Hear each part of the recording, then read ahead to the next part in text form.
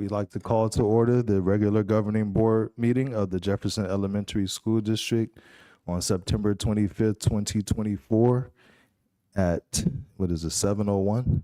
7:01 p.m. And can we please get a members present? Manufo Leah Inga Anawai is absent. Aaron Rashba. Here. Anthony Sujisaka. Here. Andrea Jordan is not present. Shaquille Ali. Here. And we'll ask Ms. Scott to lead us in the pledge, please.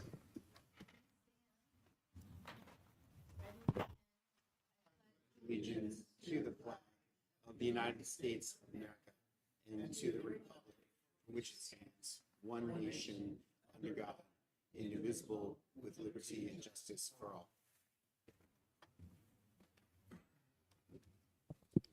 And do we have a motion to approve the agenda? So moved. Second. First and second, all those in favor say aye. Aye. None opposed. Unanimous. Item 5A, board member acknowledgements and commendations. And we'll start this way. Okay. I had the pleasure of attending a middle school back to school night a week ago Thursday, and I just wanted to thank all of the principals, the teachers, the staff who stay late and prepare presentations.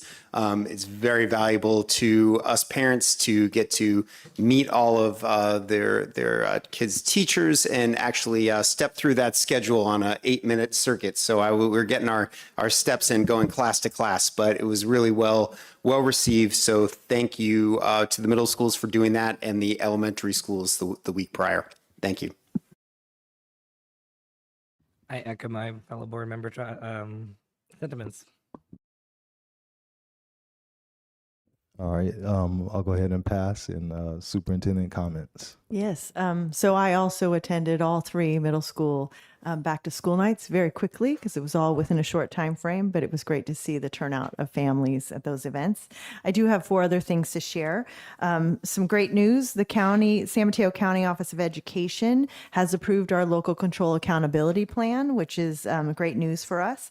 I want to especially thank our staff members that have worked really diligently on this plan. I want to thank Pam Scott, Dina Conti, Michael Lauro, who's no longer with us, but Josie Peterson stepped in some of the corrections that we needed right before it was approved, and also Rachel Mendoza. So I appreciate their efforts because it's a lot of work. It's a huge plan. It's 100-something page plan. So we appreciate it. But the county office sent a letter, which I shared with the board as well. So I just wanted to read some highlights for the public.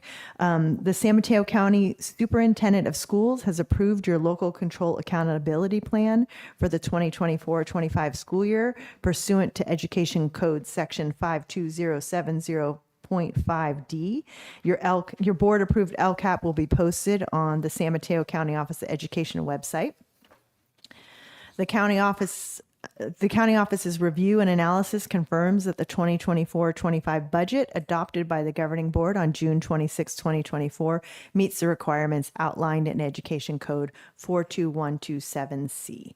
So this is, we're grateful for the county approving our plan. We're ready to move forward.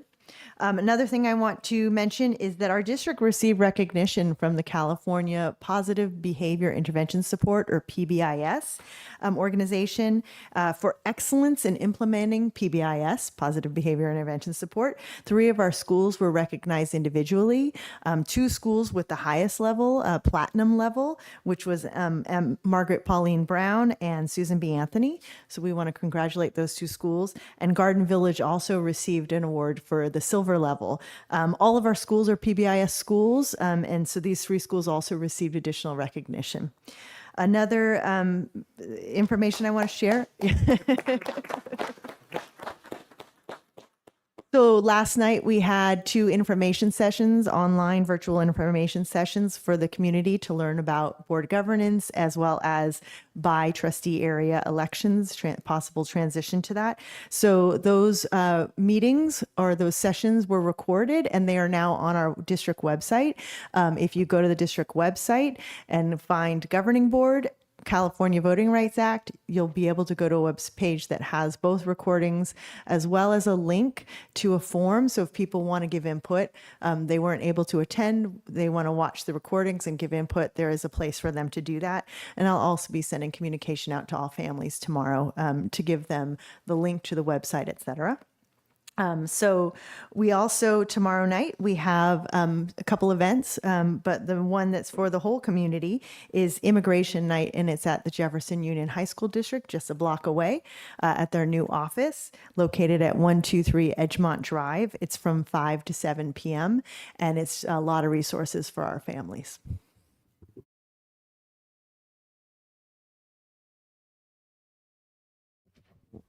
Okay, thank you.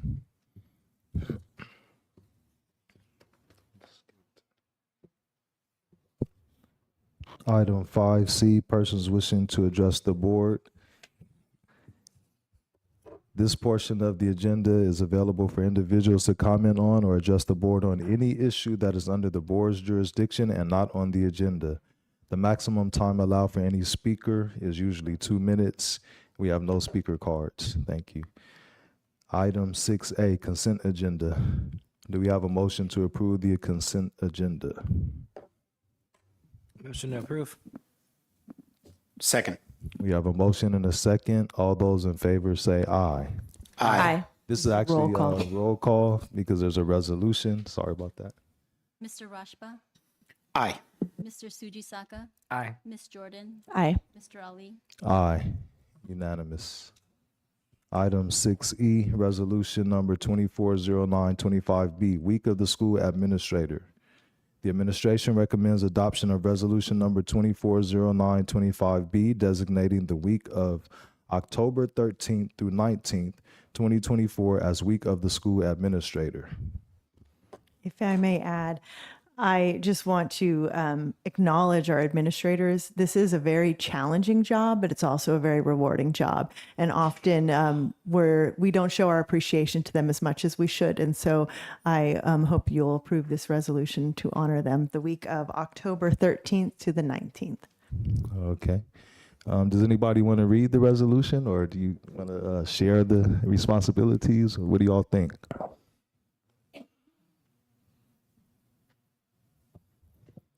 Yes? I think we've read a resolution out loud before, so why don't you lead us on that? Okay, I'll get it started. All right. Week of the School Administrator, October 13th to 19th, 2024. Whereas leadership matters for California's public education system and the more than 6 million students it serves, and whereas school administrators are passionate, lifelong learners who believe in the value of quality public education.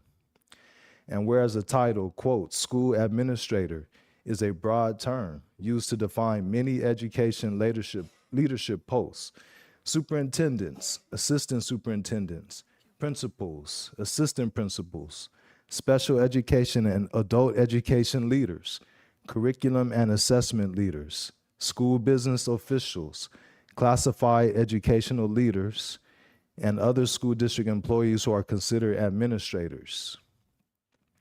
And whereas providing quality service for student success is paramount for the profession, and whereas California once ranked first in the nation for per pupil spending, now ranks among the last.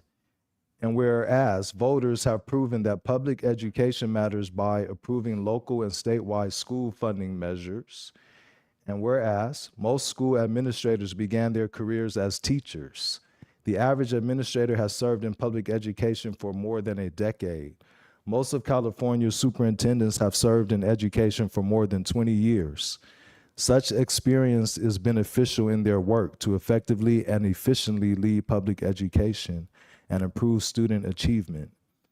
And whereas public schools operate with lean management systems, across the nation, public schools employ fewer managers and supervisors than most public and private sector industries, including transportation, food service, manufacturing, utilities, construction, publishing, and public administration.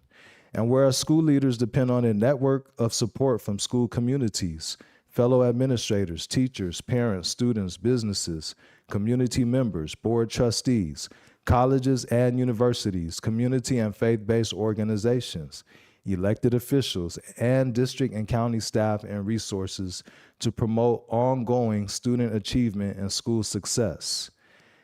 And whereas, in addition to highly qualified and effective classroom teachers, research shows great schools are led by great principals, and great districts are led by great superintendents.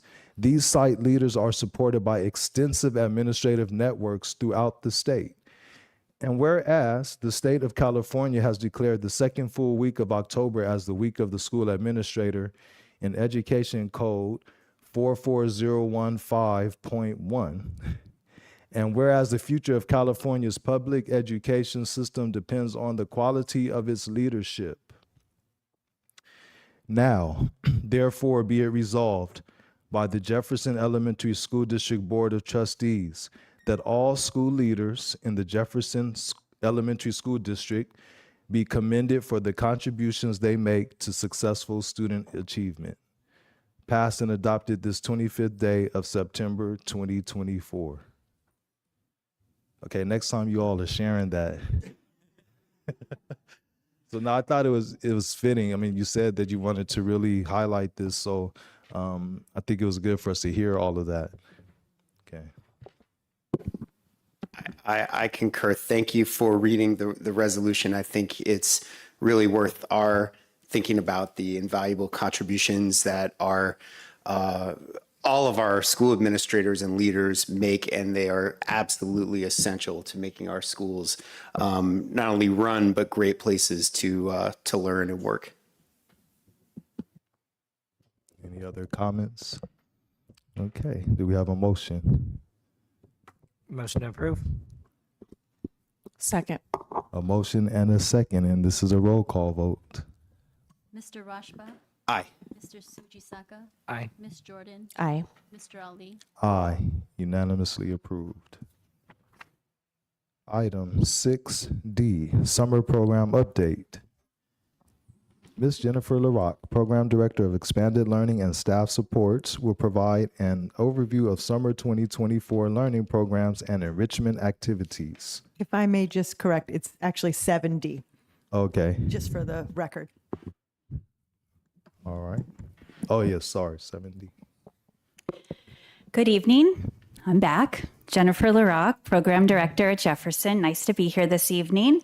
I get to share out about summer 2024 and give a little sneak peek into what we have planned for summer 2025. Do I do this or? Oh, no. This past summer, we offered 4 programs to our students and families. We offered a Big Lift at 2 of our sites, which had 300 scholars. It was an all-day program lasting 8 hours. They had 3 hours of ELA and math, 3 hours of STEAM, and 2 hours of physical activity outside, including snack and lunch, which we hosted. Jefferson hosted a breakfast, a lunch, and an afternoon snack. The Jefferson teachers taught in the morning, and our afternoon partner was the San Mateo County Library. Power Scholars was at one of our sites. We hosted 175 scholars, and we also hosted a bus because we only have one location on the other side of town. We had a bus do a round trip drop off and pickup. They picked up here at the district office every day.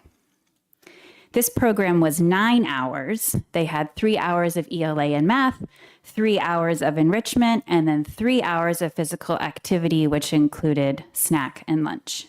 We again hosted their breakfast, lunch, and an afternoon snack.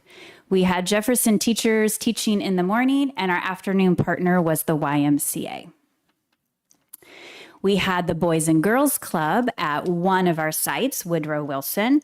They had 150 scholars present, and their program was 9 hours. They were here last presentation, and they gave some highlights of the summer, but they don't focus on ELA and math as much as STEAM, STEAM enrichment, SEL. They do some Galileo lessons, physical activity, and once again, we hosted breakfast, lunch, and an afternoon snack. May I just spell out SEL? SEL Yes. is social emotional learning for the folks at home. Thank you. We also offered extended school year for our students in special education programs if it was written into their IEP. I don't personally oversee those programs, so I will not be speaking to it, but it is a program that we offer during the summer. Our recipe for a rewarding summer is quite simple. It's our team. The partnership that we build between our staff, our students, and our family is our first priority. And when we build the trust correctly, we all benefit. Tonight, I've brought a couple of guests with me to help explain how summer has benefited them. I'd like to invite Mr. Marr and his daughter Audrey to share their experience.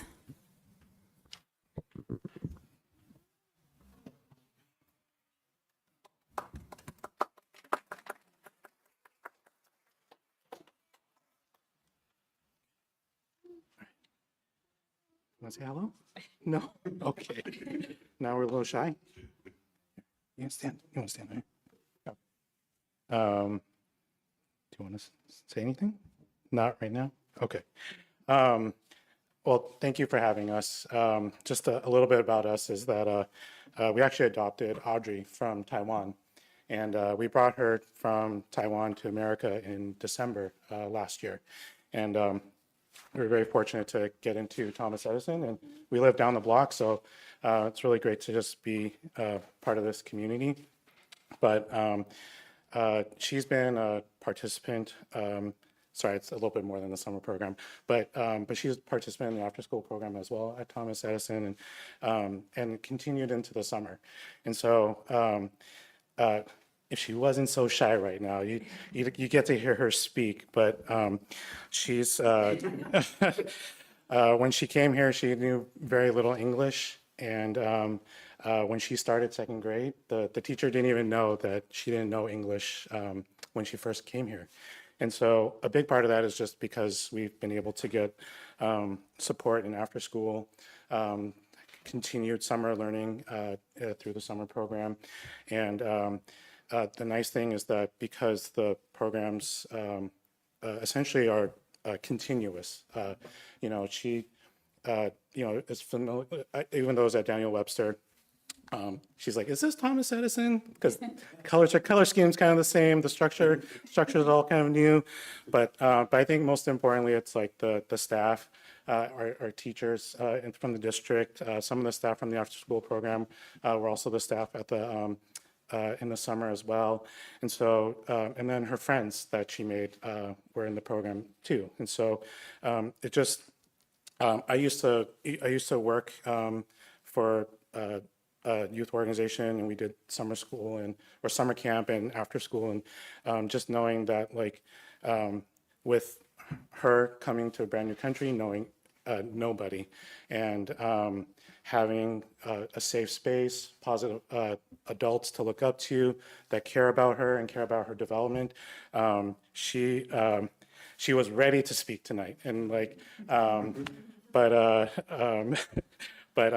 she was ready because she was able to feel confident, to feel brave. They had their camp motto this summer was about being brave and reaching for excellence, and she came home singing those songs.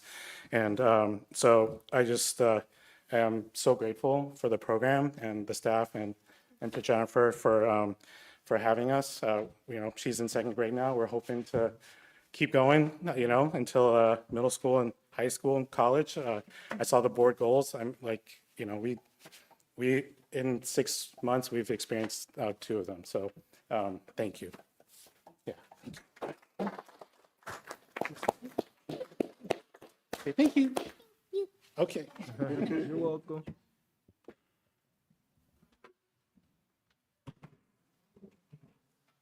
I won't go under there. Miss Oliva is also a parent who wanted to share her gratitude for summer but couldn't come in person but left a note. Hi, I'm Christina Oliva, and my daughter is Isabella Oliva. My daughter just finished her last year with the Big Lift as a rising 3rd grader. She started the Big Lift as a rising 1st grader, and she started with difficult circumstances. Her father unexpectedly passed away a week after starting the Big Lift. The staff was very supportive towards me and my daughter. The staff connected with me with resources, and the program provided structure and a safe place for Isabella to learn and make friends. I will always be appreciative of the Big Lift for that. Over 3 years in the program, she was able to experience her first school bus ride, her first field trip. She saw different performances. Her favorite was the bubble show. Experienced different STEAM activities, made friends, and continued to build on her foundations of reading and math. Isabella had so many positive experiences that I'm looking forward to my youngest daughter also enrolling into summer programs. Thank you to the organizers and the staff. With gratitude, Christina Oliva. I've mentioned in my past summer presentations that our extended school year programs not only benefit our students and their families, but also our staff. Summer is an opportunity for teachers to collaborate with teachers that they may not see at their school site, engage in additional PD, and be creative in their craft and take risks with new techniques and strategies. One of my most favorite parts of the summer is supporting the teachers or staff leaders that make the decision to become summer site principal. Leading a school during summer is like leading a regular school year, but in fast forward all day long. They have to build a community, sort curriculum, divide supplies, be current on IEPs and behavior challenges of students they've never met, create a bell schedule, monitor drop-off, pickup, lunch, recess, manage behavior, communicate with staff, families, monitor the curriculum, and so much more. And then they have to build this, launch it, live it, and then close it up within 5 weeks. Tonight, I've invited Ms. Santos, who was our Power Scholars principal this summer, to say a few words about how this experience has helped her grow.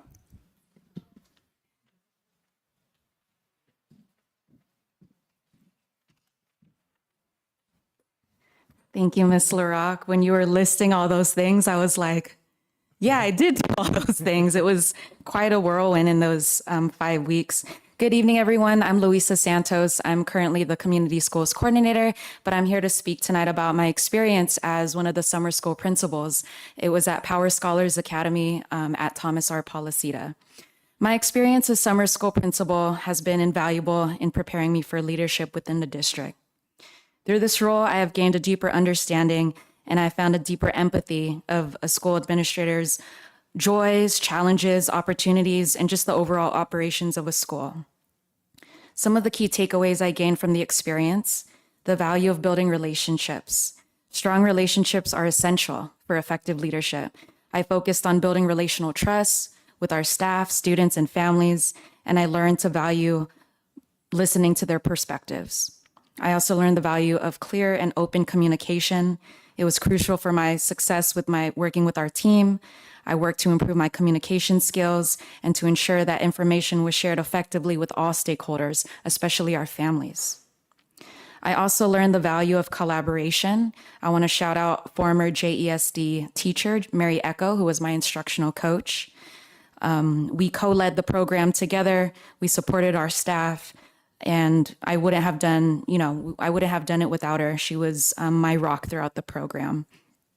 I am currently in the master's program for administrative and educational leadership, as well as gaining my administrative credential at San Francisco State University. And so I want to thank Jen LaRock for giving me this opportunity to gain the practical leadership skills, and that really reinvigorated my passion for working for our youth and with our families. So thank you.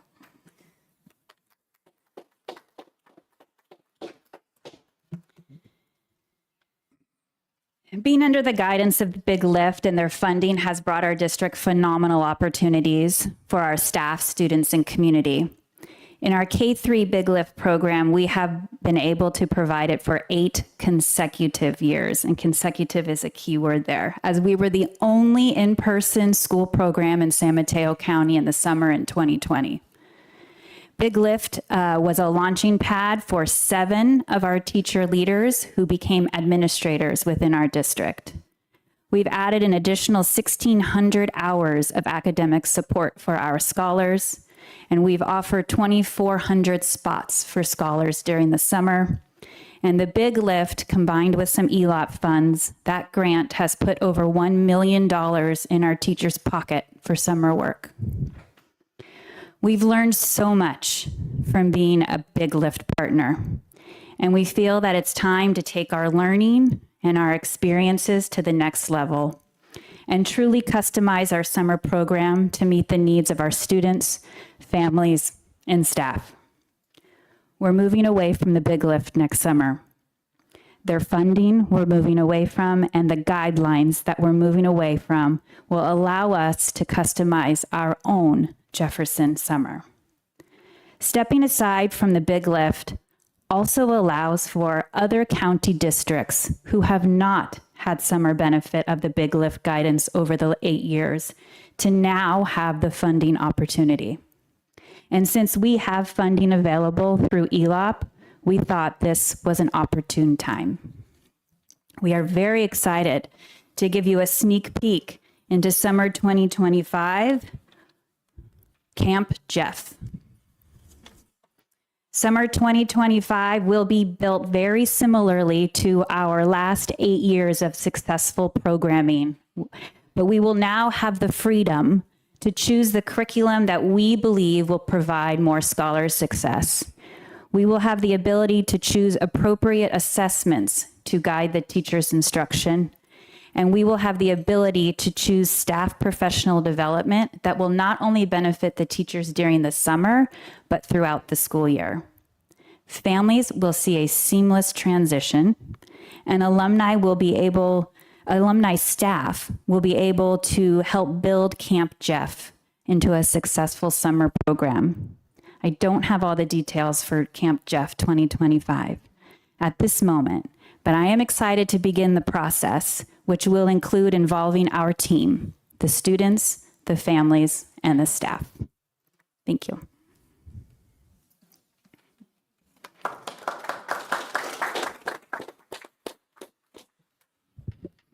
Wow.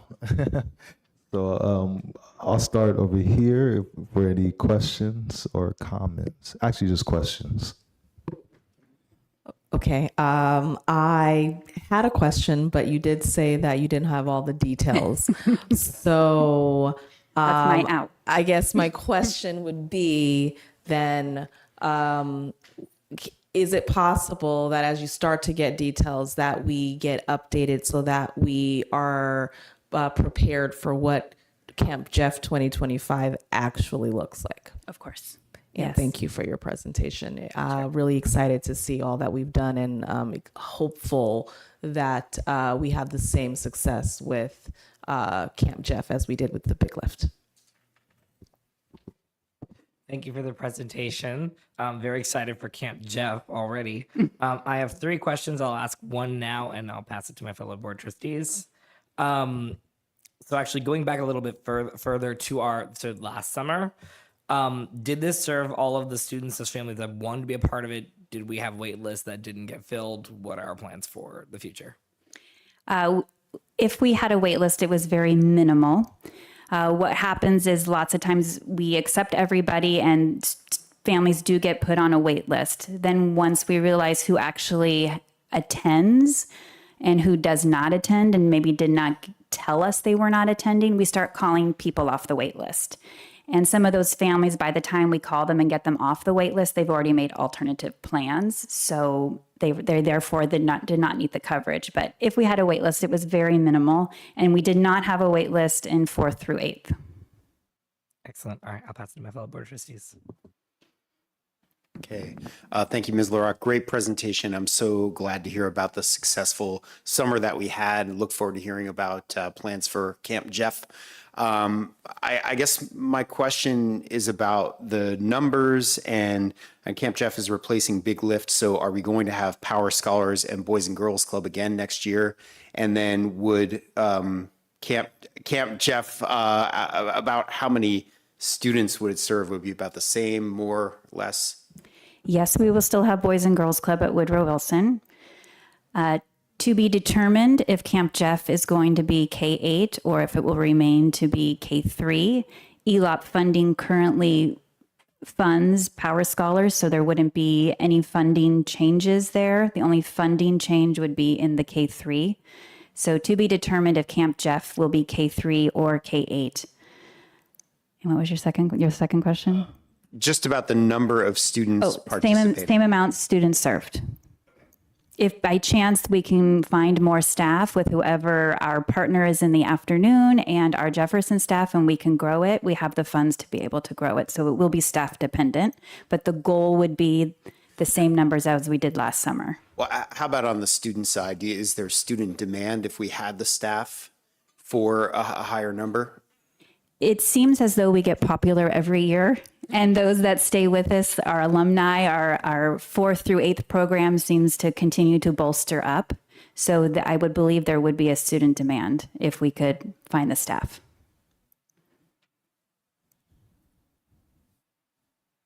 Okay, I'll try to make these two quick. So I guess my big question is why now? What sparked this change to make us move away from Big Lift, and like what were kind of the, like, if you could briefly just explain like why now, why of all times?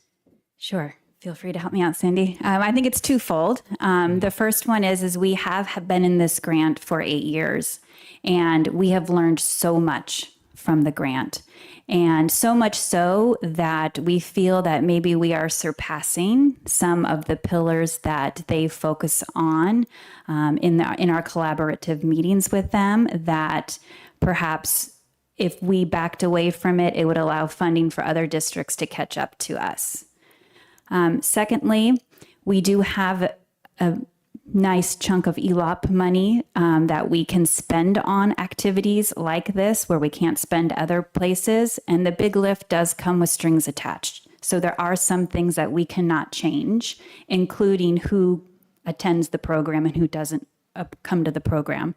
And we have found after being with them for 8 years that there may be some tweaks to the curriculum and the assessments and the professional development that perhaps we could do maybe a little better. And so this would be an opportunity to use our ELOP funds to do that. And just to add on to that, we were part of the Big Lift from its onset.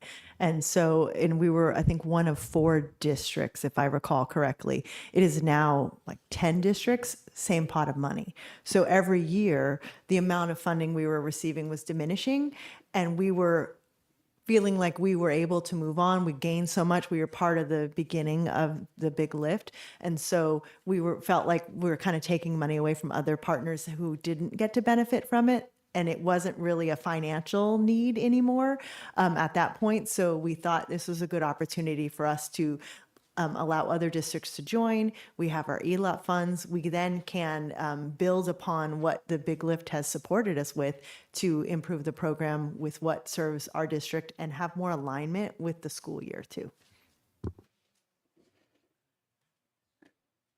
Go ahead. So with that being said, so now I do have another question. How are we motivating teachers to, I guess, want to be a part of Camp Jeff come 2025?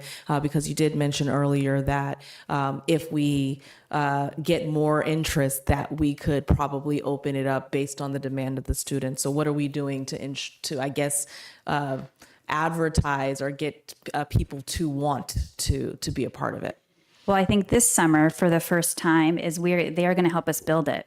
So if they get a piece of the pie and help building it, typically they'd like to see it through. But I'm excited to get their feedback. Maybe them finding more benefit in using perhaps curriculum that we already use in the regular school year. It's one less training that they'd have to do in order to be a teacher in Big Lift. Or if they found purpose behind the professional development that we're offering for summer that could then lead through the rest of the school year, they'd be more apt to be a summer teacher. It also helps when we do it at their school because they don't want anyone in their classroom and then they become the teacher. And we actually did give them a nice little bump in their pay very recently as well. And so that has helped tremendously. And I have found that our alumni staff, I have had some staff that have been teaching the summer program for 8 years. So they like it, they come back to it. So it's just keeping up with the demand with the kids. All right, and then I had one last question, and I guess you kind of already answered some of it. I guess, what are your anticipated challenges, especially around funding, which you kind of already answered? And then is there anything we should know and that we could help out with in those challenges? I guess I'm not as concerned about funding. I guess the challenge would just trying to get all the stakeholders on the same page and how to create those brainstorms in a way that we're moving forward and we can come to an end line vision. Because I would like to talk to the parents. I would like to talk to the students. I would like to talk to Jessica Pace with the curriculum and see how we can really use this summer to really benefit using the curriculum that we already have and assessments that we already have. So kind of just taking all those puzzle pieces and putting them together and have the right people at the table to help put them together would be the biggest challenge. But I also think that's kind of fun. That's kind of a fun piece too, trying to pull everybody together and get them on the same page. Was there a second part? Oh, just funding and then anything that you want. Well, you already answered funding part. So really the second part is just, is there anything that we can do to help make this program successful next summer? Yeah, I would definitely love your input as well. You'll be getting one of my surveys as parents and or as trustees. And along the way, if things come up and stakeholders have questions, I would love the ability to come back and kind of present where we are so far in the planning process and then take your guidance. Thank Great, you. thank you. No further questions. I just want to say that when I first got on the board, I remember when the county, and I believe it was Silicon Valley Community Foundation, came to talk to us about the big lift. And I remember being disappointed that it was only K-3. And I remember saying that they should find a way for us to have a full summer school. So I'm happy to hear that you're saying that you want it to hopefully be K-8. So I'm very glad to hear about that. My only question is similar to Trustee Jordan. Do we have to be concerned about ELOP funds ever running out, or is that something we're just going to always get? I'm going to pass that to Ms. Peterson. That's a very good question. As far as I know right now, it is built into the state budget for the current and future years. Okay, thank you. I have a comment, and that is that, you know, this seems like a rousing success story, which is just great to hear. And, you know, here we are, Jefferson Elementary School District. Our district is one of the lowest funded in San Mateo County. And, you know, we are setting an example for the whole county and making space for other districts that are better funded to participate in this program. I'm wondering if there's an opportunity to present this to county education, to Silicon Valley Community Fund, to showcase the great work that we are doing, in hopes that, you know, perhaps they will provide funding for that broader vision for a summer education program, and perhaps all of our education programs.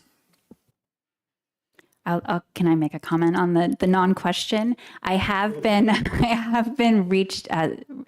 Big Lift current leadership has reached out to me after we made the break with them, and they want to stay in close contact with us to see what we do with what we've learned and how we tweak the program. And so they have already asked to come to our summer and kind of be part of our planning process to see what it is that we're tweaking, and perhaps maybe they will continue to make certain tweaks on their end too. So I do feel like we still have a learning partnership with them, and hopefully can be used as a platform for summers to come. I had one final question. Might be too technical, but first of all, since we're doing it ourselves and we're making the rules, then it automatically aligns, right? So I like how it's going to be seamless between the regular school year and summer. And I guess in middle school, we don't need what would be called credit recovery or anything like that. But how can this benefit students as far as enrichment? Because I could see it benefiting for remediation, but will it be able to advance students in any type of way? I think it depends when we get down into the details, maybe what the needs of the incoming summer students are and how we can group them in summer classrooms according to their needs and then differentiate their instruction from there. Okay, thank you. So we don't need any action on this, right? Okay, great. Well, thank you, Ms. LaRock.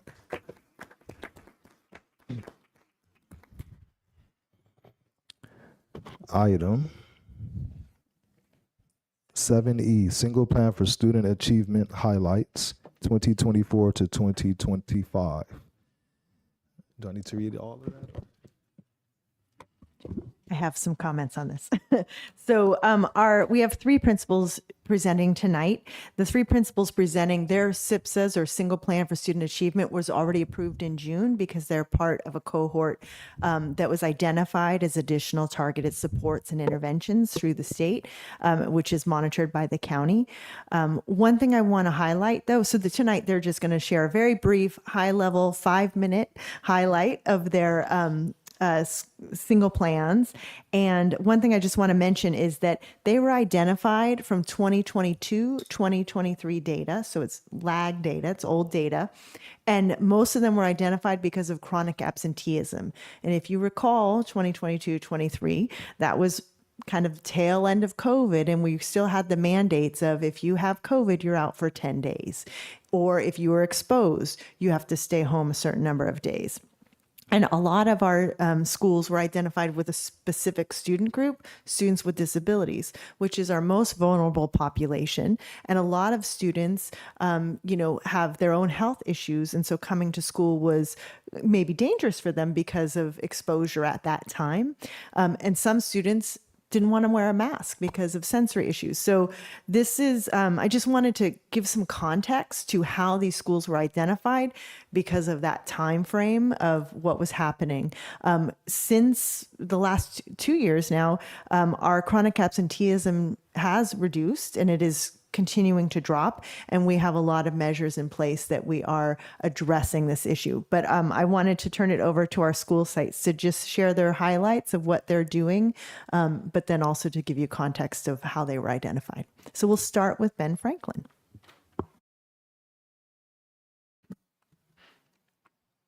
All right, Ben Turner, principal at Ben Franklin Intermediate. Sorry for my voice, it's a little off. Just want to maybe share a few or like some glows. When we give our staff panorama survey from year to year, it sort of gives us a perspective of where our staff is at. And it was my second year last year. And so in all 4 categories that we measure, they all went up. Well-being, 2%, school climate, 3%, professional learning, big 12%. Definitely helpful to have Ms. Scott here leading us in a lot of that for the district. And feedback and coaching, 19%. I did hear Ms. LaRock mention Ms. Mary Echo. Ms. Mary Echo was at our school site last year helping quite a few teachers with coaching. So, having the support on the ground is really important, and I can definitely attribute some of that growth to that. As we go on, as Ms. McCulloch said, we were identified as an ATSE school, and one of the areas that we were identified was for chronically absent students. 23 of our 58 students with disabilities were chronically absent. 4 of the 23 students are severely chronically absent, and I will say some of them have definite medical issues, which even if they're excused, it is still chronically absent. So, it is something that is really challenging, but we try to work with the families to get the students there as much as possible. And 6 of the 23 students were enrolled in the special day class program. The other 2 areas were for ELA and math, where our students did not meet the standard for the ELA or math on the CASP. So, you're going to see a lot of different actions here, but for the priority goal of reducing chronic absenteeism, when we started to look all the schools together, we started to think about what can we do for all of our students, not just our students with disabilities, because if you look at the numbers, they're not pretty for all of our students. So a lot of these will apply to all students, but also specifically, I'll point out when it is for our special education students. So first up, we have an attendance action committee meeting monthly to review data and set up action plans. That includes everybody from teachers to classified staff to administrators and counselors, and looking at a list from month to month. We had our first meeting this month already, trying to track some students who are nearing or who are basically considered chronically absent because they've missed more than 2 days of school, and really trying to figure out how and trying to set up different systems so that we can, stop it before it gets to be chronic. One of those things is just an easy check-in, check-out with somebody that they prefer, that they really like on campus. And I know 2 of our students who had already missed quite a few days are showing some success there. We've increased our communication in messaging about absenteeism, truancy, and the need to have students at school. I think what a lot of us realize is while we say it's important, it's not always messaged out, and just making sure that in all of our messaging, we are letting students know it's important, we're letting families know it's important, so that they know that we value them being there at school. We're going to follow the district independent study guidelines, including some of the recent changes. Some of those changes are now a student can get independent study for 1 day of absence. Before it was 3 or more. And I think last year we were limiting the length of it, and now there's different guidelines for that. So, sometimes we know a student's going to be out of town for a day. Well, that went in as unexcused and went towards chronic absenteeism. Now it would count as independent study, which means it wouldn't count towards chronic absenteeism because it would count like they are there at school. We are just learning about those guidelines, so it's a little, kind of daunting, but definitely exciting. We're going to include attendance guidelines and guidance and IEPs for our special education students. We want to bring their attendance reports. We want to be transparent with families. We want them to know where we're at, what we need to do so that they can be successful at school. If students are missing more than 18 days of school a year, it is a challenge. Okay, if you miss more than 18 days of work during the year, it's probably a challenge for you, and so it's the same for them. We're bringing in mindfulness from the Niroga Institute for our 6th graders, and training and coaching for the staff. Part of the thing is, for me, is making sure kids are connected to school, and part of that is when they're here, they can basically deal with things. If they can deal with things while they're at school, then they might want to be here. If they can't deal with it, they're going to stay home. We are going to be launching the Give Thanks program in October for our students, and that's where students and staff will be able to give thanks to one another. And part of, I guess, the research that they presented to us was that the more that people are connecting with one another on campus and saying thank you and a lot of praise, the more kids and staff are feeling connected. So the more they're connected, the more they'll show up. One thing that I've done previously at a different school site is mentoring for students with staff, and that's providing lunch for the staff and students during lunch for some of our high-risk students so that they could meet once every 2 weeks, have lunch with them, make sure they're checking in. They're usually on a check-in, check-out daily basis, but that way the students are there. They want to make sure that they're, for their mentor, being there at school, and, because the mentor can be there to help support them. This year, we implemented an enrichment for all students. We know that a lot of students, their elective choices, they weren't getting what they were wanting. So we decided to put in an enrichment time. We call it Falcon Time, and that's basically 30 minutes, 4 times a week, where the kids get to do lots of fun things. It can range from arts and crafts to Legos, to board games, to video games, or sports, or pickleball with me, because I play pickleball and been doing that with the kids. I'm having fun, and that's why I'm maybe there every day. But I know a lot of kids, they're just excited about it. It's really fun to see everybody being like, oh, cool, we have Falcon Time today. And, they're like, I don't see anybody like, no, this isn't miserable. I have to go play a video game. So, it is something fun because a lot of our students, including our special ed students, would not have received any elective, okay, or any enrichment during the day. Think about that. You're there all day. You have all of your regular classes. You have a study skills class. Where's the fun? Now there's some fun. So hopefully that school connectedness, we can get them there. So I know I'm probably going to go over my 5 minutes, but let's see. I'll go quickly.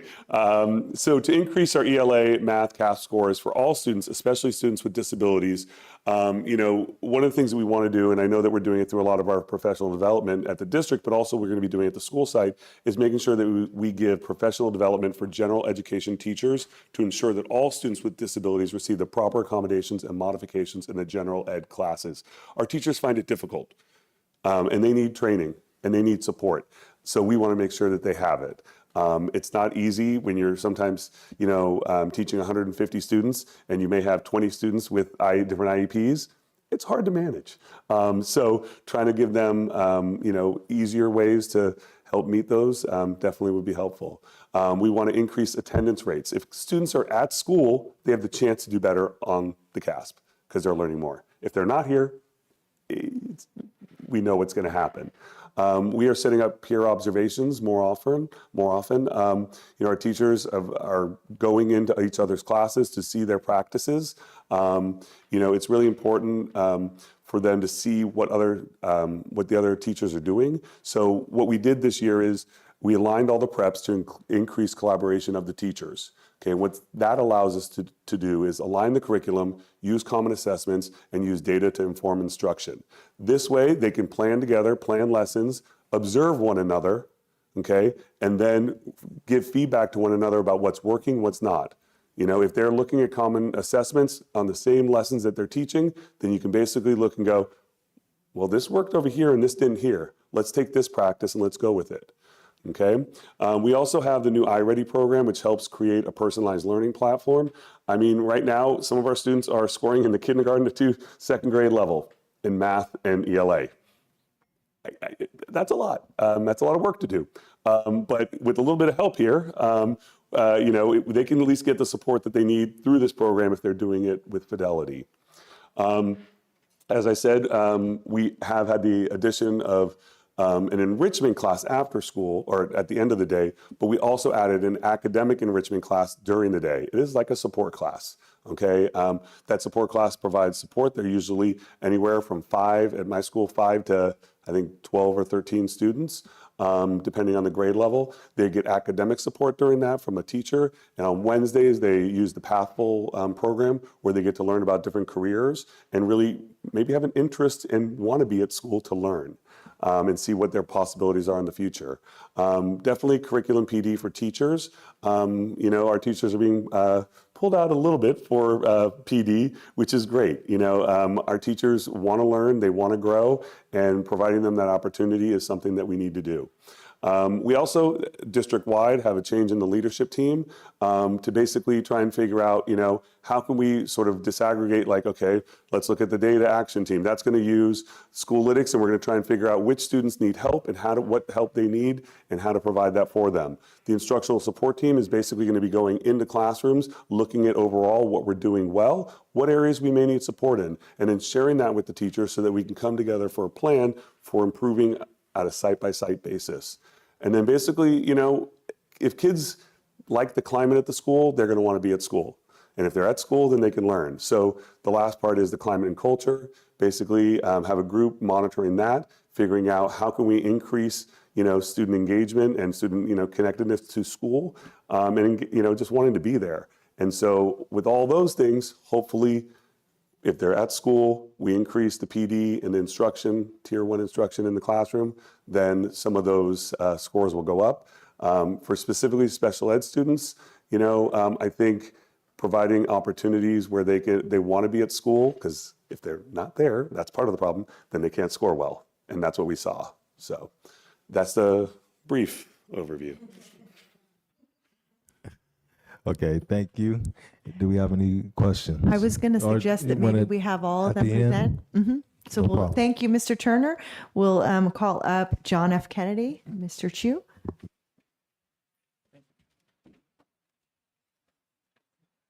All right. Good evening. Okay, so like Ben said, our school is also noted under ATSI. ATSI, is that? And so here are a couple of high-level things that we're doing at JFK, things that we want to highlight that we're doing really well, and then to be transparent, things that we could improve upon this year. And so starting with some glows, I apologize, some of this isn't, the screenshots aren't as bright as they could be, but I really want to note the things that we're doing well at JFK. And one of those is definitely our 4th grade cohort, who are now 5th graders. And we're really trying to dig into the data and replicate what we did with them last year. So if you look at the year over year growth in this cohort, particularly in our subgroups, and I put our Latinx Hispanic group in there, we had a growth of 27% in ELA and then 25% in math. And if you look specifically at that band, the red one of standard not met, our 4th grade teachers took 36% of kids the previous year who did not, who were basically like 2 or more grade levels behind, and they brought that number down to 0 last year. And so I really want to highlight the work that our teachers are doing, particularly with demographic subgroups. When we think about data as related to public education, it's almost predictable every year which subgroups we will see as the ones that will underachieve, right? Students with disabilities, students who are students of color, our BIPOC population. And so to be able to do this with one of those subgroups is amazing. And I really want to note that. And I gave huge kudos to my teachers for the work that they did last year. And then on top of that, and as a good segue, 49% of our EL students, English language learners, are also making progress on the LPAC. We had a large meeting yesterday, actually, about reclassification and why it's so important for our kids by the time they leave our school district to be reclassified, or what we say RFEP, to be, English proficient, because that affects their life outcomes, right? And so if we look at taking almost half of our kids every single year and having them progress in their English proficiency, I would say that we're doing pretty well as a school. And then finally, our PBIS, or positive behavior interventions and supports, our school climate and culture, essentially. We've had no suspensions in the last 4 years, and that's something that we're really hoping to continue. A lot of that boils down into your school climate and culture. And I'll note a few of those things later on, but we take the Panorama survey, which is our SEL survey, a few times every year. And so one of the things that I really want to highlight, which I put in there this morning, but it doesn't look like it made it into the slide deck. We had 96% of our students report positive, supportive adult relationships on campus, right? And I really, again, being a principal, week administrator, that's all fantastic, but it's your teachers who are in the trenches doing the hard work every single day. And so I really want to say, I drove into them this year. I said, I know this may seem a frou-frou approach, but if we build relationships with our kids, if we build up their trust and they want to be here at school, they will show up and they will learn. But if we don't build those relationships with them, they're not going to be able to learn from us. That is the foundation of education altogether. And so I think that suspension marker is one of those quantitative data points that we can look to and say the climate and culture is really, really strong at JFK. Now, there are a few pieces, obviously, that we could do better on, right? And so, one of the reasons why we are identified through ATSE is because of our chronic absenteeism rate. Last year, that was about 26.5%. Our chronic absentee rate for pre-K and TK was near 50%. Kindergarten dropped down to 33%.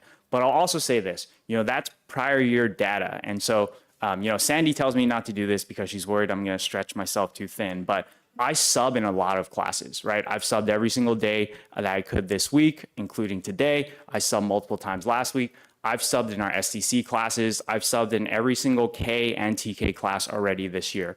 And I'll tell you that those kids are excited to come to school. Those kids are coming to school. So both the qualitative and the quantitative data both show that that number is going to be quite lower this year, right? And the same kids are coming in, they are learning, they want to be here at school, they're excited, they give me tons of hugs. I'm surprised I'm not sick yet, but that is every single day, and they smile, and I say, I greet them every single day as they come in, I say bye to them as they leave, and they're excited, they have smiles on their faces, right? And some other intervention strategies. So, I know this to my students and my families at the beginning of the year at back to school. I said, we really want to develop singular experiences for our kids, right? I'll say this again. I don't remember a ton of stuff that I learned in middle school, but I remember all the great teachers that I had and how they made me feel and the welcome that they gave me. And so if we can create those same kind of singular experiences and feelings in our students, they're going to want to keep coming to school. And so a couple things that I'm either bringing back or trying out for the first time this year at JFK, one of those is principal for a day, right? An easy incentive. It costs us nothing. I buy a kid lunch for a day, but they get really excited to be a principal for a day, to walk around, to use the radio, to sit down, have lunch, see what it's like, you know. Channel 16. They're not going to use Channel 16. That's our emergency district channel. But, you know, it may seem like it's not directly related to attendance, but it really is, right? When you get kids excited about school, they're going to want to come to school. And so when I presented this to staff, I said, when I was a student in elementary school, this was all about like student achievement, mainly with test achievement, right? But our student of the month and our principal for the day, I said, are not going to be directly tied to that. I don't want us just nominating a student because they're performing well academically in school. Yes, that is one key component. But if we see a student who's showing tremendous growth, showing leadership in the classroom or on the yard, is maybe struggling to come to school at the beginning of the year and then showing that progress over time, like I want you to nominate that student, because guess what? That is going to be a huge confidence builder when that kid gets that certificate, gets acknowledged by the rest of the school, and then maybe gets to walk around with the radio for a day. That kid is going to start coming to school more. And then so the last piece is just, you know, our SBAC scores last year, in all transparency, they did dip. And when I showed them, you know, I told my teachers, like, it's a name it to tame it situation, right? If we don't face what the data looks like, we're never going to be able to come to a place where we're going to try and improve what we do. So our SBAC scores did dip at the end of last year. And so we looked at them and I said, this is what it was. Some of the fifth grade teachers, kind of their mouths dropped as they saw, you know, the decline in the scores. But I'll also say that we're digging in and we're doing that work already. You know, we've got the committees and subcommittees to be able to dive into the data. We are doing observations and walkthroughs within classrooms. We've got a committee that's particularly targeting, so this first piece, UDL, the expansion of our Universal Design for Learning program. We've dedicated over half of our staff meetings already this year to understanding what it means to be able to do that in the classroom. And then the one piece that I really want to highlight here as well, you know, there's a ton of stuff in here, but the third bullet point in the student achievement key actions, the building out and the rollout of an MTSS infrastructure. So a lot of technical jargon. MTSS, multi-tier system of support. The idea being, you know, all kids should be able to walk away from our school and feel like they can be successful. Some kids need more than others to be successful. And so, you know, there's a base of students who will do well with that differentiated instruction, and then 2 tiers above them who will need something that is a higher intensity of intervention, right? And in my brain, there's a quote that always has headspace, and it's, you know, you don't always rise to the level of your goals, but you will always fall to the level of your systems. And so if you have a strong MTSS system and infrastructure, and teachers know what interventions they can use when they have struggling students, who to ask when they don't have anything left in the toolkit, and what the process is and what kind of interventions are available after that, then they'll know, okay, I know where to get help. I know that the help is going to come. And the same for the kids too. And it doesn't live or die by me or by my MTSS specialist, right? This is a system that we develop as a school. And so if individuals leave, the system stays in place at the end of the day and people know how to use it. And so I've had multiple leadership meetings revolving around that. And then we're ready to roll out what that process looks like with our school staff on October 16th. I think that's the date. That was the target date that we set with our small little subcommittee. And we said, okay, we're going to get this done. We're going to make sure our teachers know that they have support. And then just a couple other really fun things, you know, one thing in parent engagement that, you know, there was a great article that was released over this summer about a rural school district and how they got their kindergarten to go from 50% chronic absenteeism to less than 5%. And it noted 3 different interventions that they use. One being making sure that people knew the rules, right? We talked about COVID and attendance rules and how those are changing. 2, students wanting to come to school, school climate and culture. And then 3, availability and access and parent engagement around the different rules. And so one thing that I'm going to try this year, I grew up here. My parents, they immigrated to this country. They came to Daly City. They worked 6 to 7 days a week. They worked 10 to 12-hour shifts. If you asked them to attend a coffee chat on Wednesday at 9 a.m., they would have loved to, but there was no way they would have ever been able to do it, right?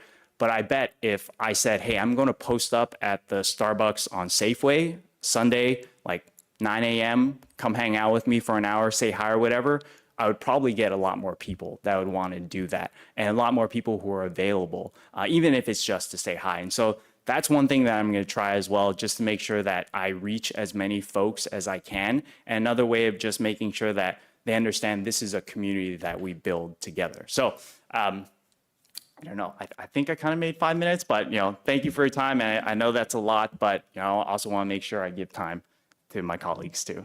Thank you. Thank you. I'm going to welcome up our Westlake principal, Liz O'Neill.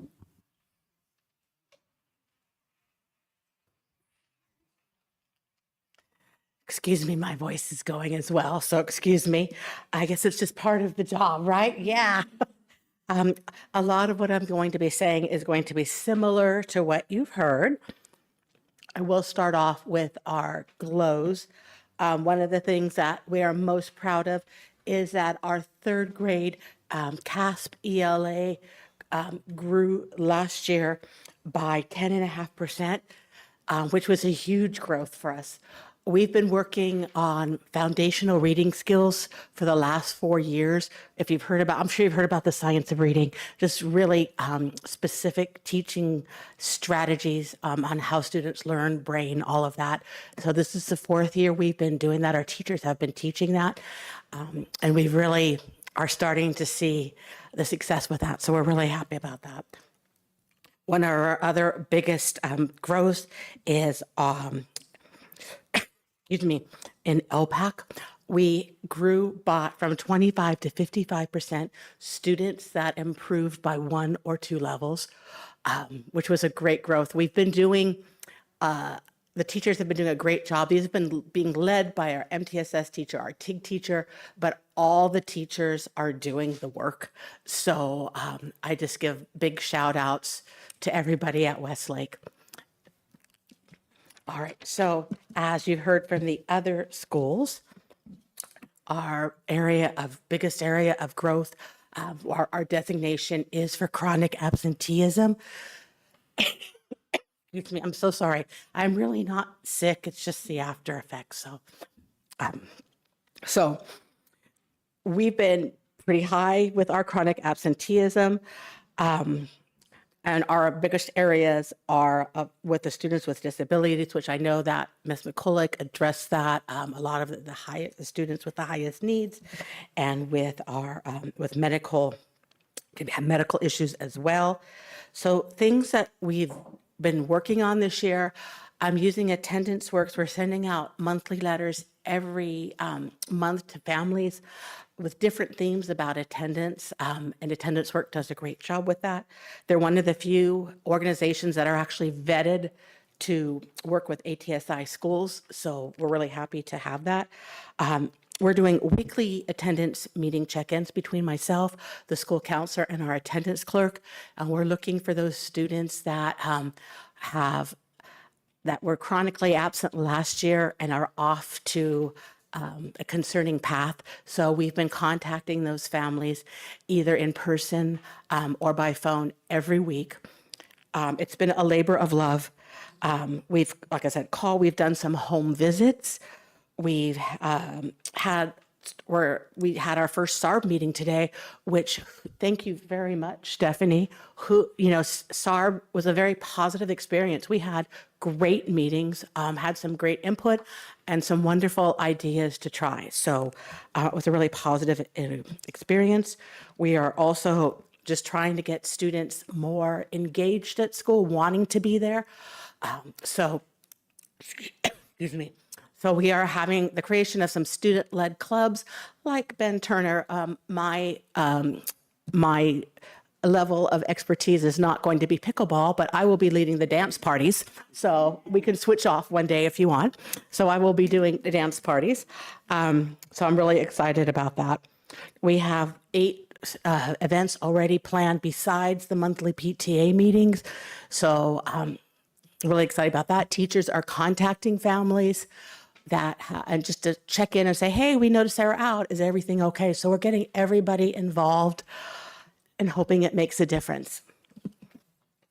And all of our calls are positive about, we've noticed your child's been out. What can we do to help? What are some of the barriers? And just trying to bridge those barriers. Sorry, I'm in between bifocals, so I can't really see there. So I'm looking at my printout as well. So our goals, we want to increase student achievement. We're working on our positive school climate, PBIS. We have student ambassadors. We're doing some push-in support and after-school support for our potential long-term English learners. Like I said, student-led clubs. And I've already mentioned what we are working on with chronic absenteeism. A lot of it for the younger kids is not just the students, but it's the parents getting education and the conversations with the parents. So thank you very much. Thank you. Should I ask if they have questions? Do you want me just to walk? Okay. All right, so do we have any questions, either general or specifically for any of the schools?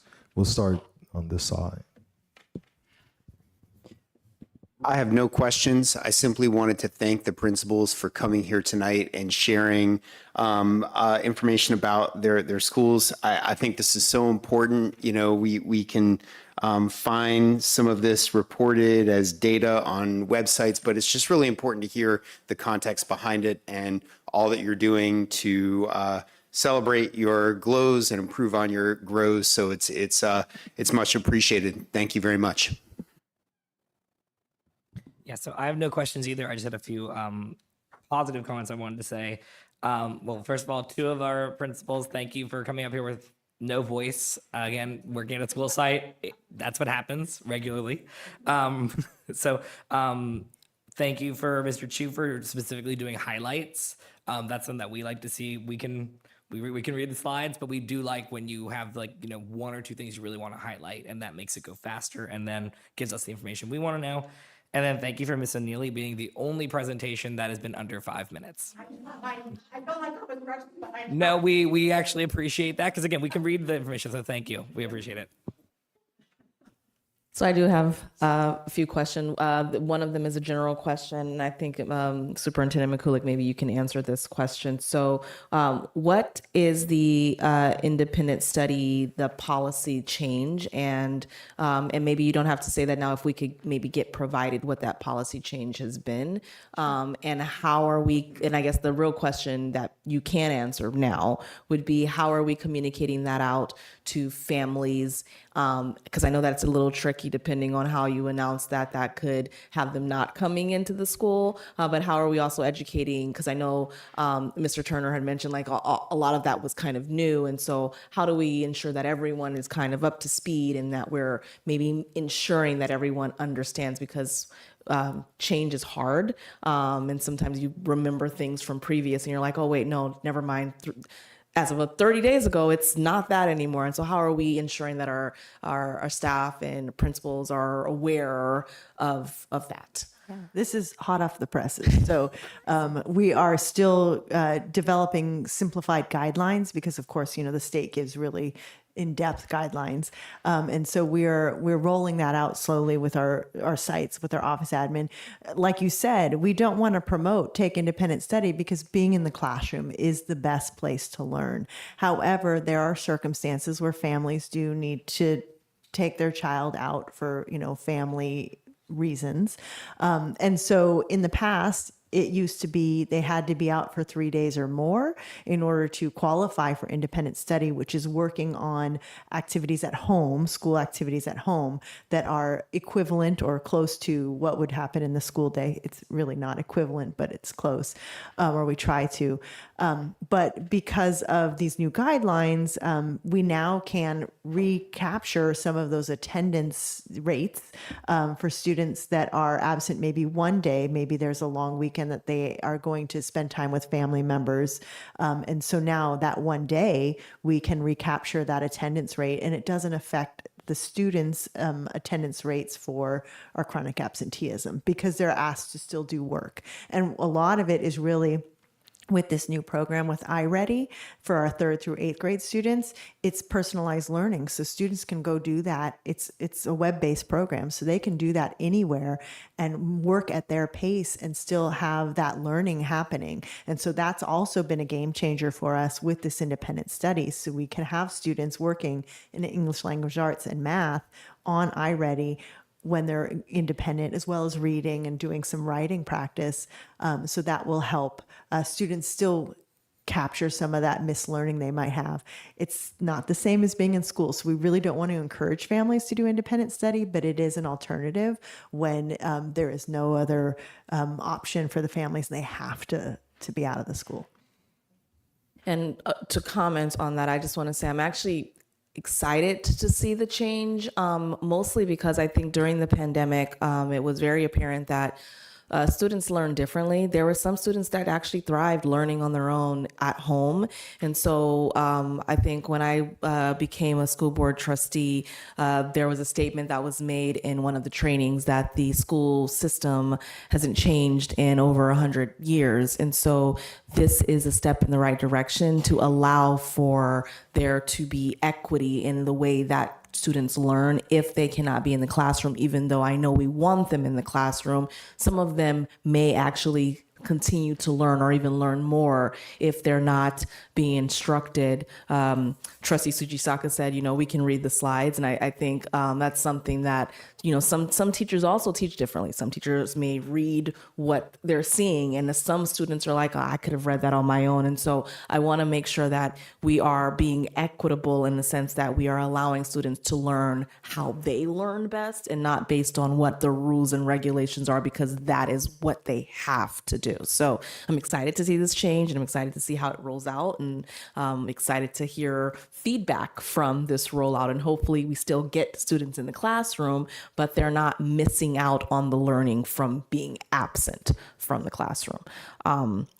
Then the other question I have is for Mr. Chu, because you had mentioned that you are subbing, and you also mentioned that you were told, burnout, and then you also talked about working on the weekends, which I am excited to hear. That's amazing, because I am a parent that also works a lot of hours. I'm also school board trustee. And so I understand not being able to go to that coffee chat. And some parents after work are like, I'm exhausted. I don't want to sit in another room and hear any more information. So that's exciting that can happen. But the question actually is, how are you going to ensure that you truly don't burn out and you are able to really give your full self if you are doing all of these things to kind of help keep things together? Oh, there's no good answer. Not just me saying this. There's no good answer to that question. When I was down in Menlo Park, I was down there for 4 years as an AP. My superintendent, Eric, he had these 6 norms, and one of them I always remember because I can never follow it. And one of them, it was called healthy imbalance. And the idea is that there will be times of the year which will be crazy, and you are going to have to do things and burn the candle at both ends, right? And then there will be times of the year where you'll finally get to relax. I don't follow that very well, and so it's more of a do as I say, not as I do kind of policy. My dad also, when we were growing up, he had a saying in Cantonese which roughly translates into, or directly translates into, if you do something, you have to do it with hand. But metaphorically, it means you have to follow through, basically, right? And so you're either all in or you're all out. And, this is my 11th year as a school administrator. I think if you contact any of my former superintendents or supervisors, they'll tell you the same thing about me, is that I'm always all in.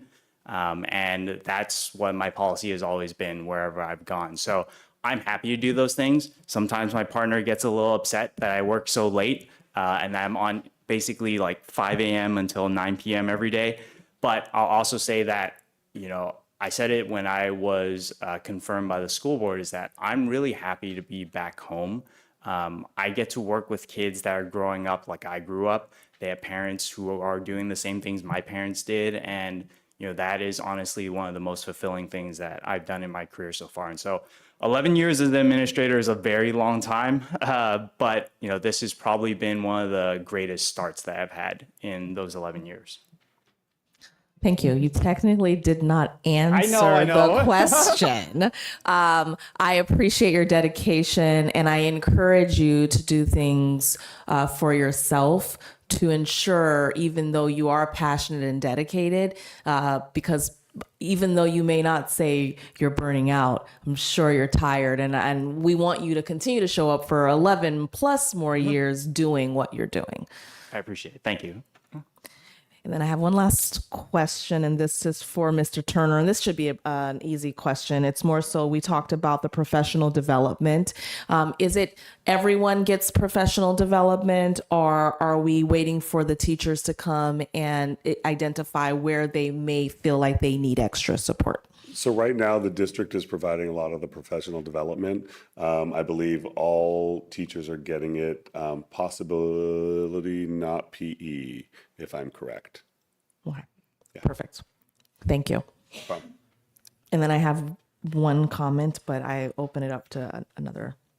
And so the only other comment I said is I really heard tonight about essentially climate, to ensure that students were coming into the classroom. And I heard, you know, the building relationships. And I guess what I wanted to make sure, not just obviously our administrators and staff are hearing, but also for those on the line, that relationships do matter, not just in education, but just in life in general. When people trust you, they're more than likely to talk to you, come to you, ask for support. And so even if a student is struggling in a classroom, if they feel like they have a relationship with their teacher, they're going to come to school because they're like, you know what, even when I'm struggling, I know I can go and talk to my teacher. I know I can talk to my principal. I feel heard. When you feel heard and seen, you're more than likely not to cower and hide.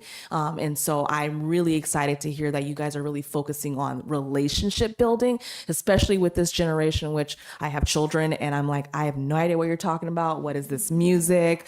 So I am trying to figure out ways, well, how can I connect with you? And so I heard, you know, at Ben Franklin that we're doing, you know, gaming. And it's like, I'm sure the students were probably like, whoa, I didn't know that I could do that in school, right? And so I think it's important that we think outside of the box and continue to do so, to be able to provide ways to connect with our students so that they feel like, oh, you just don't get it. You're old and, you know, you don't know what's going on. That connection is so important. And then I guess maybe not a comment, maybe a question comment, which is, how are we celebrating the gains? And I guess the question would be, or an example of that would be, okay, there's a student that has been chronic absentee for, I'm making this up here, 40 days in the previous school year. And the next school year, they were only absent for, I'm making this up, 10 days.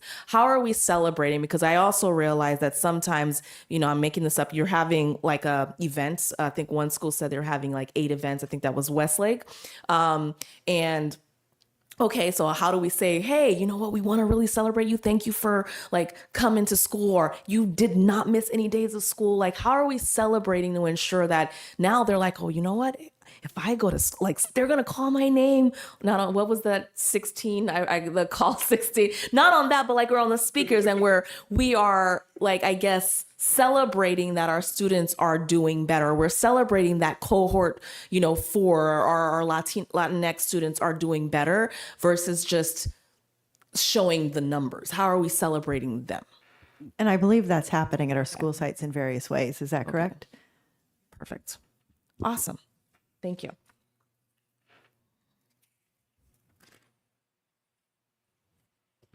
I had a question.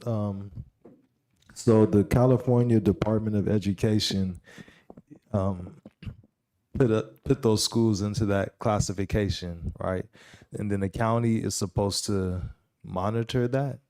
They monitor and provide support. Okay, so that's my question. What is the support that the county is providing?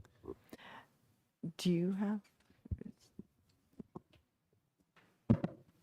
We meet with them quite frequently, so they're available when we need support. They came and met with our principals last year, I think on 2 separate occasions, and work with them on their plans and provide feedback. Okay, so basically, the principals are doing the work, and the county is just saying yes or no, you're doing a good job, or no, you're not. I mean, what? They're basically an oversight. Okay. And then, so I looked, I guess they determine the eligibility or exiting that status yearly. And it says, I guess it's going to be based on the 2024 dashboard results. Yes. Okay. So they're going to determine all these schools and possibly they can be exited this next year. Okay. Okay. Thank you. I was trying to see if I had any other questions. Okay, no, I don't have any other questions. So thank you so much for the work that you're doing. And, you know, we all have to support those schools. It's not just the responsibility of the principal. We have to work with all of us and also outside agencies. And but I'm optimistic. If most of this was because of the pandemic and you know other things that you all mentioned, then we should be able to turn this around. Okay, the next item is 10E. Let's see. Board's appointee personnel commission. The board will consider the current board appointee to personnel commission, Wallace Moore's request for reappointment, and if so, make a public announcement of his selection as the intended appointee. The board's final action will be scheduled within 45 days from September 25th, which is today. In accordance with Education Code 45146, the new term of office begins December 1st, 2024. And we did receive the letter from Mr. Moore. I don't know if any of you all read it, but he mentioned that, you know, he wanted the new board members to know his years of service and all that he's done for Daly City and for our district. So do we have a motion to approve?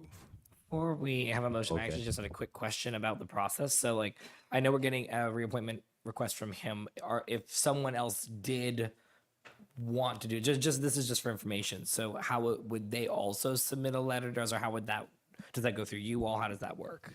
Well, ultimately, if the board wants to consider other candidates, we can post it to have it, other folks apply to be considered for the appointment. However, when we do have people that have submitted a letter of interest, and if the board's interested in continuing, as in this case, then we would take it at that. Yeah. Okay, no further questions. Okay. Okay, do we have a motion? Motion to approve. Second. Okay, this is a roll call vote. Mr. Rashba, Aye. Mr. Sujisaka, Aye. Ms. Jordan, Aye. Mr. Ali. Aye. It's unanimously approved. And congratulations to Mr. Wallace Moore. Thank you very much.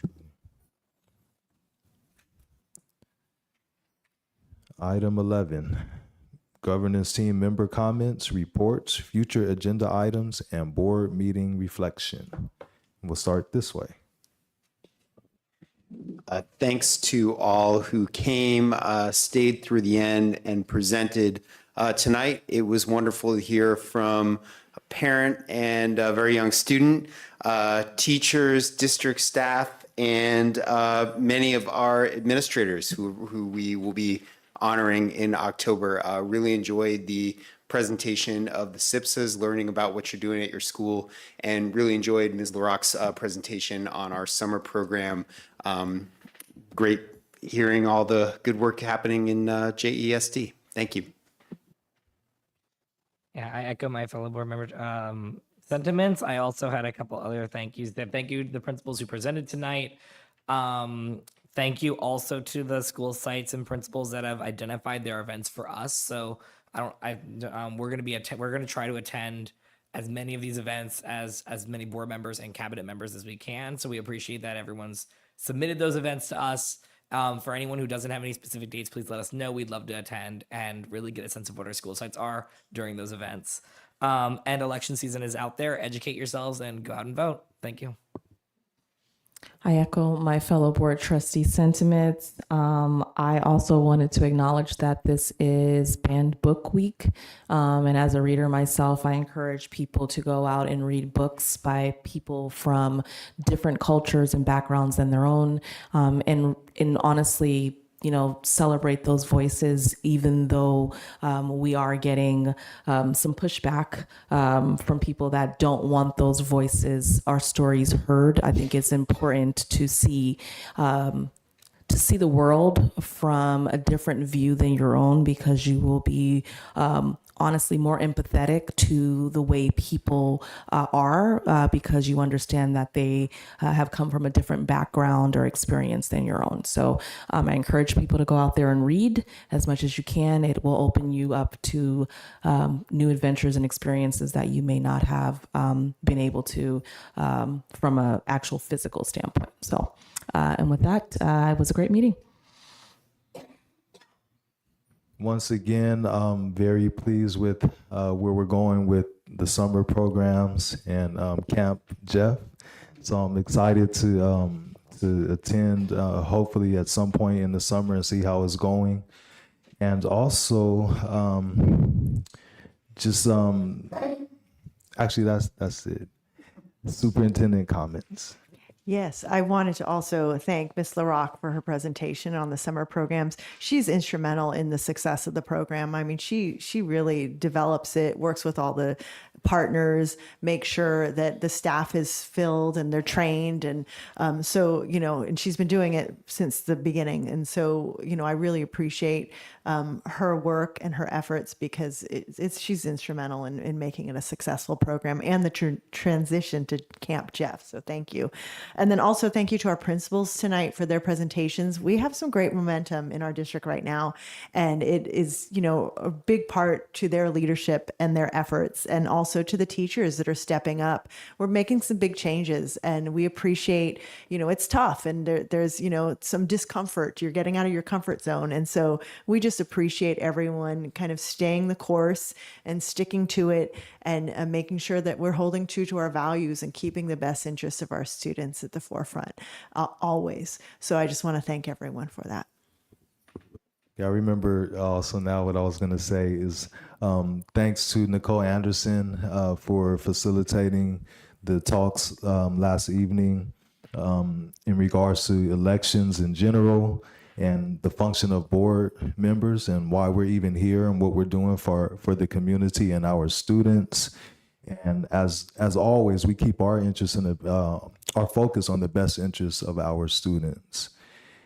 So with that, if there are any speaker cards, okay. Well, item 12, persons wishing to address the board on closed session items. This portion of the agenda is available for individuals to comment on or address the board on an item addressed in closed session. The maximum time allowed for any speaker is usually 2 minutes. And tonight, no action will be taken during closed session, so we will not report out after closed session. And there's no speaker cards, correct? Okay, thank you. And with that, we will take a 5-minute recess. It is now 8:34.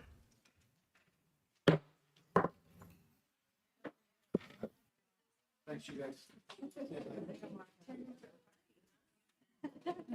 I'll pay you at 6 in the morning.